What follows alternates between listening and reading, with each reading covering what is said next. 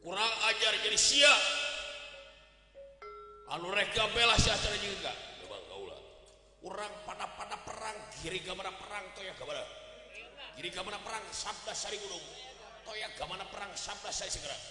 pada jolokan anak permana tunggal anak anaknya kelas sabuk bilang satu atuh telampar tiga pacuak aja kurang aja.